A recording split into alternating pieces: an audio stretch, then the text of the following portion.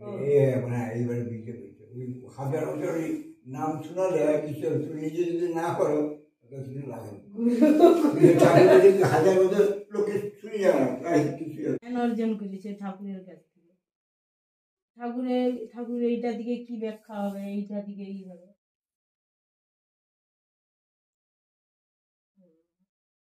যে ধরো উৎসব করতেছে চন্দ্রকোনা, তার সেখানে উৎসবের সভাপতি আমাকে করে দিচ্ছে, কি করতেছে না করছে দুদিন ছাড়া ফোন করে জানাচ্ছে, কেন তোর দরকার পড়ে গেছে আমি যাইও নি কিছু দেশে বলছে আমরা এই করছি এই করছি আপনাকে করে রাখি। আর ব্যাপারটা হচ্ছে যে কেন তারা বলছে, তারা আনন্দ পাচ্ছে বলছে, নাম মাত্র রেখেছে, এবারে বাকিটা তো যাইও নি আর দেশে তাই হবে। কিন্তু যেহেতু বয়োজ্যেষ্ঠ লোক ওখান থেকে আসলে জানে না আপনি সভাপতি না, তুমি তো অন্য জায়গার লোক, তোমাকে সেখান থেকে মহকুমা তো তোমাকে সবাই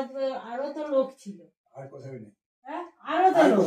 আর লোক নেই না না, আমার এখানে যারা লোক আছে তার মধ্যে সব থেকে বয়স্ক কি আমি আছি, আর কি না, সে বয়স্ক নাই হোক, বুদ্ধিমান লেখাপড়া অনেক লোক আছে, সেই ওই জন্য তো বলছি তোমার তো ঠাকুরকে ভালোবাসার ব্যবস্থা নিয়ে আসে ভগবানেরও টিপ আছে। তাকে রামকৃষ্ণ দেবকে বলছেন গিরিশ ঘোষ, হ্যাঁ সে বলছে যে আমার কখন তোমার নাম করবো, আমার ক্লাব আছে, তারপরে যাত্রা আছে, থিয়েটার আছে, তারপরে মদ খেয়ে ঘুরে ঘুরে বেড়ে, তোমার নাম করার সময় আসে না, তোমার সব আমাকে দিয়ে আমাকে বকর মাঝে আমি তোর হয়ে করবো, তুই তো করতে পারি তোর হয়ে আমি করবো, আমাকে বলে যাবে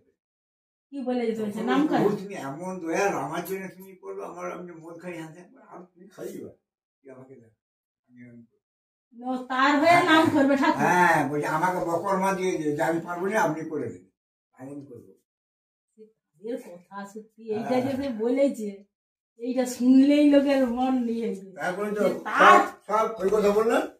তখন সে বলছে যে আমার পাগল পূর্ণল সেরকম সব আহা করতে, পরে গলায় ক্যান্সার হয়ে মারা গেল রামকৃষ্ণ দেব। গিরিশ হলে সমস্ত পাপ তিনি নিয়েছেন তার বহু তাকে করতে, এই হচ্ছে কথা, ভগবানের জন্য তুমি ভক্তের জন্য সবই করতে, ভগবানের ওই ভক্তের পাপও সে গ্রহণ করছে। গিরিশ ঘোষের ঘরকে রামকৃষ্ণদেব গেছেন, গিয়ে ঘরের লোক নিয়ে এসে দেখেছিল রামকৃষ্ণদেব